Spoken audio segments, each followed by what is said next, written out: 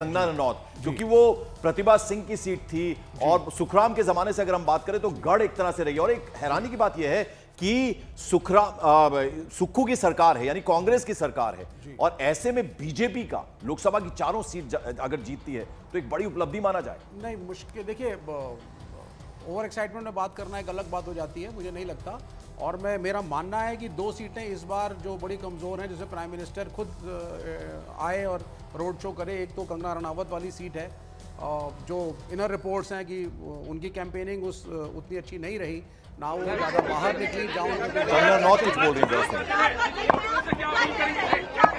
देखिए अभी जो है मैंने जो है वो वोट दिया है, और मेरी सबसे अपील है जिन जिन क्षेत्रों में आज जो है वोटिंग हो रही है, इस जो हमारा सबसे बड़ा संवैधानिक अधिकार है, इस लोकतंत्र के महापर्व में जो है वो बढ़ चढ़ के हिस्सा लें। और आज ऐसा लगता है जैसे कोई उत्सव है, हमारे सरका घाट में तो लग रहा है जैसे कोई उत्सव है।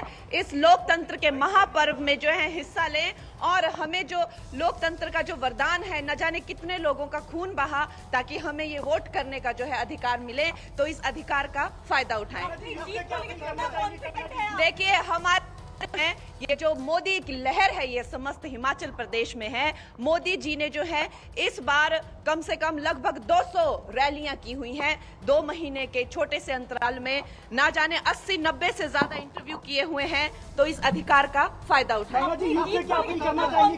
देखिए हमारे लिए जो है ये जो मोदी की लहर है, ये समस्त हिमाचल प्रदेश में है। मोदी जी ने जो है इस बार कम से कम लगभग 200 रैलियां की हुई हैं, 2 महीने के छोटे से अंतराल में, ना जाने 80-90 से ज्यादा इंटरव्यू किए हुए हैं। और उनका जो काम है वो पूरे भारतवर्ष में जो उसकी गारंटी है, उनका लोहा जो है पूरा भारतवर्ष और हिमाचल प्रदेश भी मानता है। तो हम जो है मोदी जी की सेना है, और मुझे जो है अवश्य ही मंडी पार्लियामेंट्री का आशीर्वाद मिलेगा, और मोदी जी को जो है यहाँ पर भी हम लोग 4 की 4 सीटें जो है वो मिलेगी। ध्यान करने गए हैं, विपक्ष उस पर सवाल उठा रहा है, मोदी जी ध्यान लगा रहे हैं, अभी उस पे सवाल उठा रहा है। मोदी जी जो है वो ध्यान अभी नहीं कर रहे हैं। वो जब राजनेता भी नहीं थे, जब कहीं ना कहीं पॉलिटिक्स से बिल्कुल नहीं जुड़े थे, तब भी हम लोग उनके कितने चित्र देखते हैं। यहाँ हिमालय की वादियों में वो न जाने कितने दशकों तक वो तपस्या करते रहे, वो कितने दशकों तक जो है ध्यान करते रहे। अब इन लोगों को उनके ध्यान से दिक्कत है। जो एक इंसान का जो है जीवन शैली जीने का तरीका है, वो इंसान अपनी जीवन शैली जीने का तरीका नहीं भूल सकता। अगर वो जो है ध्यान करते हैं तो करते आए हैं, अब भी करेंगे, उसमें क्या पता। मोदी जी अवश्य ही 400 पार में 4 की 4 जो है हिमाचल की सीटें। मोदी लहर है 400 पार, और चारों की चारों सीटें बीजेपी जीते। अनुराग ठाकुर कुछ कह रहे हैं। दुनिया देख रही है उम्मीद भरी नजरों से भारत की तरफ, और भारत को खरा उतरना है, संकल्प से सिद्धि की ओर लेकर जाना है, विकसित भारत बनाना है। तो हम सबको मिलकर अपना योगदान करना है।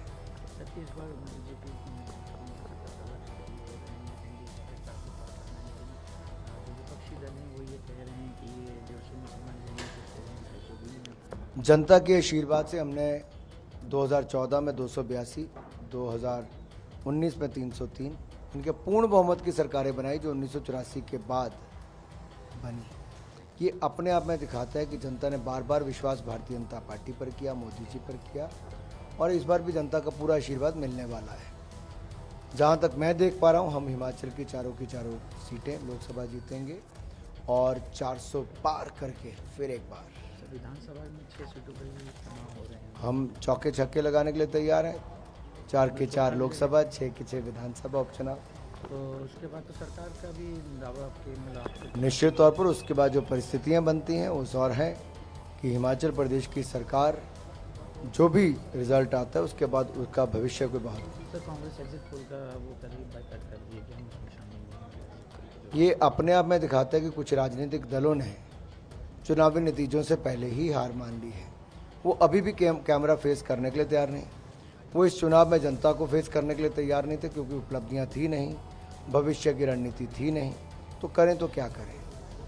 तो मैं यही कहना चाहता हूं, आप चाहे 1 तारीख को इकट्ठे होकर जितनी मर्जी विपक्ष रणनीति बना ले, रणनीति इसके आसपास बनेगी कि हार का ठीकरा किस पे फोड़ना है, और इसके बाद क्या क्या बहाने लेकर सबने अलग अलग हो जाना है। और 5 साल के लिए अब ये लोग जाएं, थोड़ा ध्यान लगाएं कि अगला चुनाव 5 साल बाद कैसे लगे। प्रधानमंत्री भी ध्यान लगा रहे हैं, लेकिन कमजोर से विपक्षी दल वो ध्यान लगा रहे हैं। देखिए जब आएंगे प्रधानमंत्री तो अनुराग ठाकुर को आप सुन रहे हैं। आज मतदाता भी हैं, उम्मीदवार भी हैं। हमीरपुर से पिता की कभी कॉन्स्टिट्यूएंसी हुआ करती थी और अब उसे वो पिछले 5 बार से जीतते चले आ रहे हैं और इस बार कह रहे हैं मार्जिन बढ़ेगा। और ये देखिए एक एक तस्वीर आपको दिखाई दे रही है। आखिरी चरण का मतदान इस वक्त चल रहा है और आप देख लीजिए हर वो इलाका हमीरपुर से लेकर के